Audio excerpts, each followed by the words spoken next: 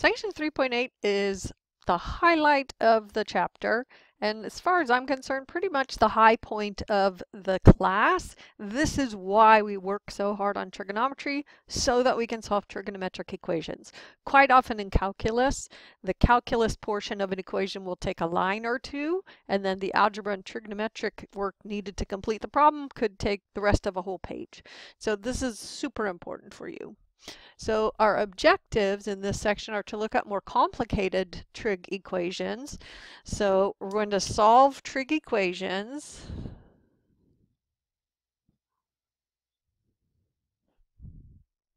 that are quadratic in form. So hopefully you've heard that phrase in algebra before. And then we're going to solve trig equations using identities. And then we're going to solve trig equations linear in sine and cosine. So 3 different types, but with a lot of applications. So this section suggests that if you have any weak spots or need refreshment of solving quadratic equations by factoring, the quadratic formula, solving equations quadratic in form, here are the pages where you can go in the A section at the back of the textbook, Appendix Section A.4. So the first objective, we're going to solve trig equations quadratic in form. So first we're going to do a quick memory refresh on solving a basic quadratic equation. And let's see, if we have 2x squared minus 3x plus 1, the way I check to see if it can be factors is I figured out b squared minus 4ac. So if I put b squared minus 4 times a times c, and I get 9 minus 8 is 1, that means I should be able to factor this, because it means in the quadratic formula, the b squared minus 4ac part is a perfect square. So I should be able to get integer answers. So let's see, hopefully you learned how to factor these, and there aren't a lot of options here when you have 2x squared and 1 as the constant term. So it looks like we need to have negative and negative so that we get negative 2x and negative x. So we get our negative 3x and we get 0. So then hopefully you've been taught to write 2x minus 1 equals 0 and x minus 1 equals 0, because this is the zero product property, or some people call it the zero product rule. So it's the zero product property. If two things multiply together to 0, one of them is 0 or the other one is 0. And I insist that you show me this step. So I don't care if you show me all the little tiny algebra steps to get to x equals 1/2. I trust you to do that safely. Or x equals 1. So the solution set is 1/2 comma 1. There are 2 solutions. It's quadratic. So let's see. This next one, 2x squared plus x minus 1. If I do b squared minus 4ac, I get b squared minus 4ac, and I get, again, a perfect square, so that tells me it will factor. So I have 2x and x, and now I know I need 1 and 1, and the 2x from the outers needs to be positive, and the x from the inners needs to be negative, so that I get a plus x in the middle. So I have, from the zero product property, I have that either 2x minus 1 is 0,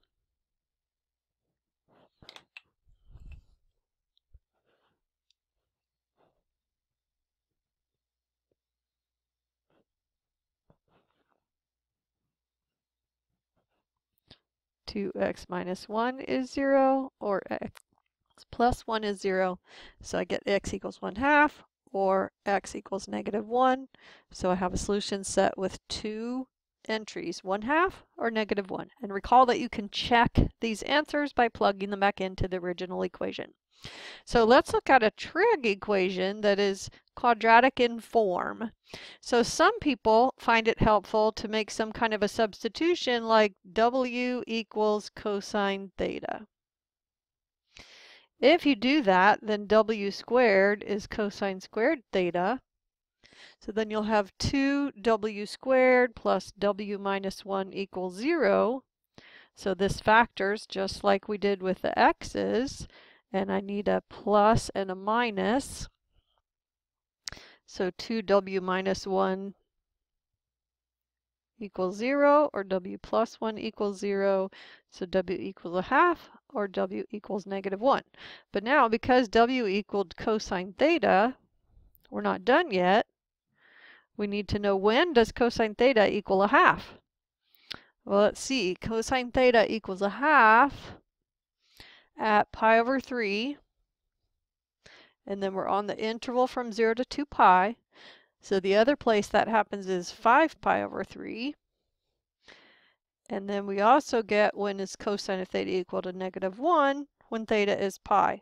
So your solution set has 3 elements. Pi over 3, 5 pi over 3, and pi. So this is your solution set.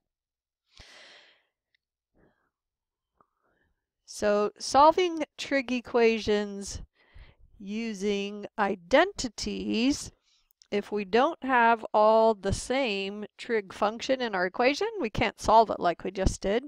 Here we have a mixture of sines and cosines, but when we have more than one trig function, identities come to save the day. So what I see here is I have a sine squared and a sine, so I'm pretty sure I want to have everything be in terms of sine theta. So I'm going to use my identity to say, well, the cosine squared of theta is 1 minus sine squared of theta. And then I'm going to have minus sine squared of theta plus sine theta equals 0. Now everything's in terms of sine theta. So I have negative 2 sine squared theta plus sine theta plus 1 equals 0.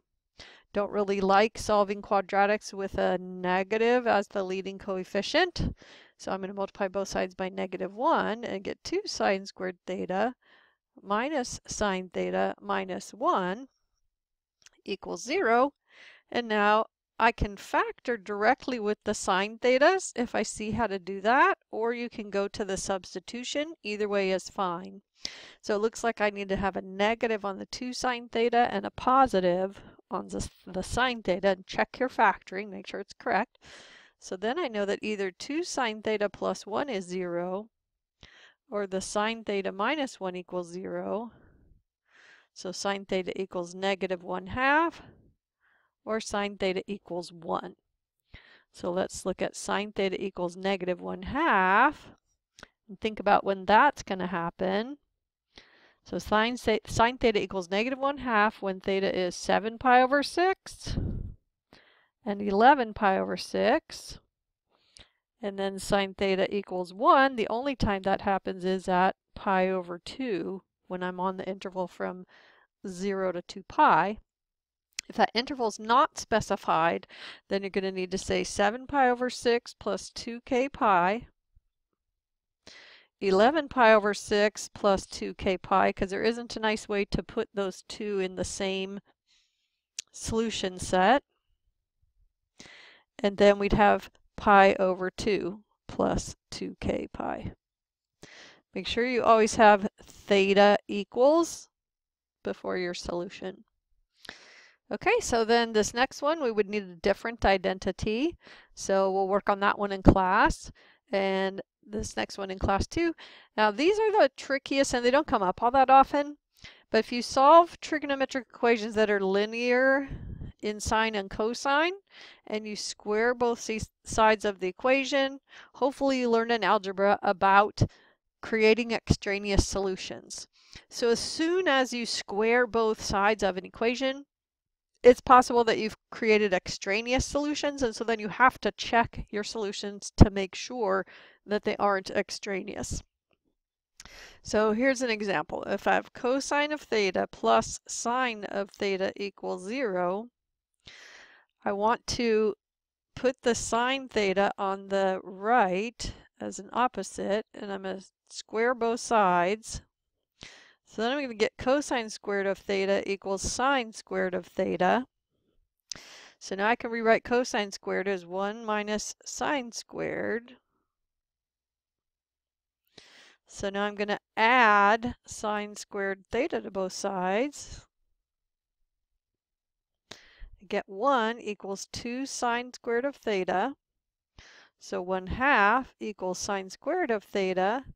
So sine theta equals plus or minus the square root of 1/2, which is plus or minus 1 over the square root of 2, which is plus or minus root 2 over 2.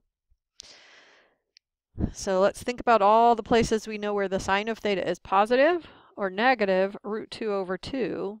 So that's going to be all the 45-degree angles, right? So pi over 4, 3 pi over 4, 5 pi over 4, 7 pi over 4, and so on. But then we need to go back to the original equation and see if all of these work. So we need to look at when does the cosine of theta plus the sine of theta equal 0? Well, in the first quadrant, the cosine and the sine are the same positive sign, so in fact that doesn't work. But then when we get to 3 pi over 4, the cosine is negative root 2 over 2 and the sine is positive root 2 over 2, so that one works. But then when we get to 5 pi over 4, they're both negative, so they will not add to 0. And then 7 pi over 4 is the next solution. So we can see that it's 3 pi over 4 plus k pi. So that's going to be our solution set. And we'll talk more about that when we talk about number 22 in class. And then here's a you try one where the only instructions are to solve the equation. And so we'll talk about some of the strategies. So hopefully there's enough nevers here that you should never divide both sides of an equation by an expression containing a variable because you don't know if it's 0. And dividing by 0 is a really bad idea. So that's all we have for 3.8, and we'll do lots more practice in class.